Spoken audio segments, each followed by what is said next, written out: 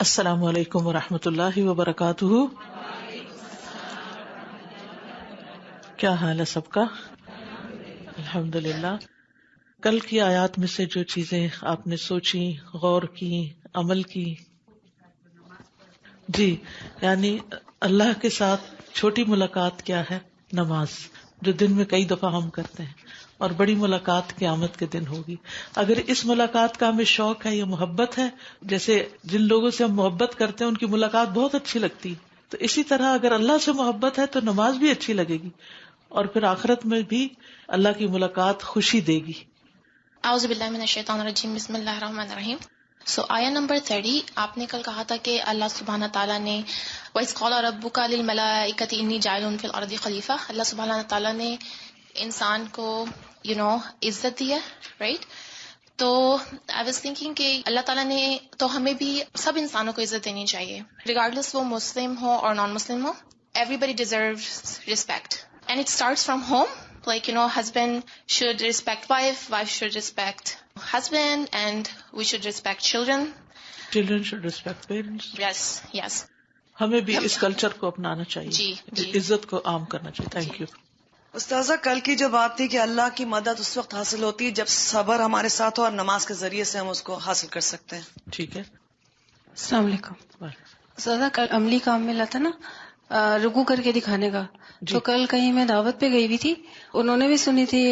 ہم لوگ ایسی بات کر رہے تھے کہ چلے کچھ بات کرتے ہیں. تو کل کا ریویو کیا ہم نے وہاں پہ، تو سب نے اپنا اپنا رکوع چیک کرایا ایک دوسرے کو کہ نا رکوع چیک کریں. پہلے مجھ سے کہا کہ آپ چیک کریں، پھر آپ چیک کریں.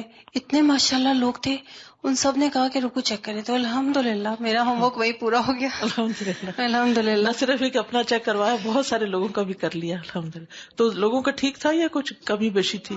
کافی حد تک ٹھیک تھا، بس ہاتھ کافی بینڈ ہو رہے تھے، تو الحمدللہ یہ سر نیچے ہو جاتا تھا. الحمدللہ بہت اچھا تھا. جی استاذہ جی، میں دیکھ رہی تھی کہ جو لاسٹ آیات تھی اس میں تھا کہ جب کوئی مشکل اور پریشانی آئے تو نیکیوں میں اور آگے بڑھ جاؤ. ہمارے پاس مشکل آتی ہے تو ہم جو کام کر رہے ہوتے ہیں اس کو بھی چھوڑ کے بیٹھ جاتے ہیں. تو انشاءاللہ ہم نے اور آگے بڑھنا ہے، اپنی مشکل اور پریشانی کو نیکیوں میں آگے بڑھ کے ہٹانا. بالکل. السلام علیکم استاذہ جی.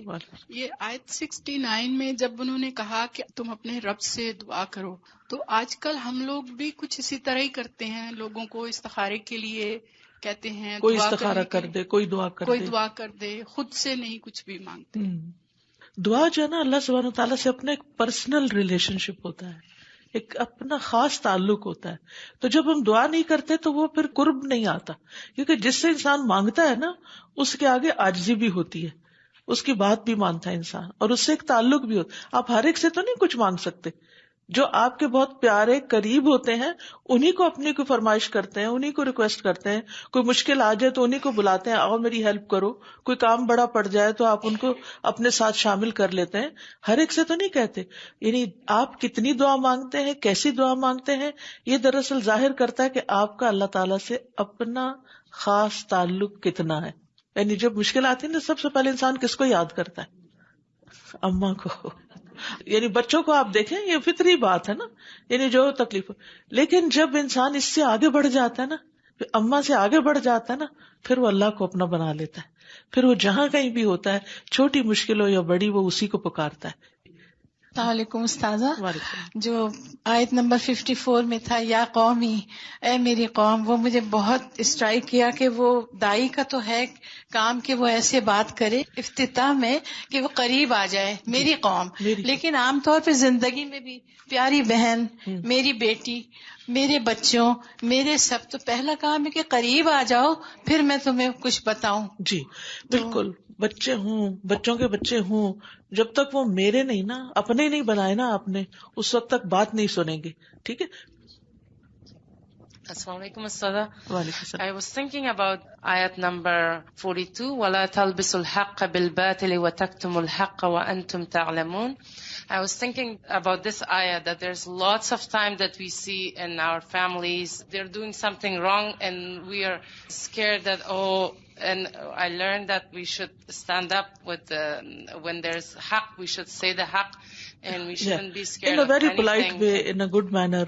In a good manner. Yes.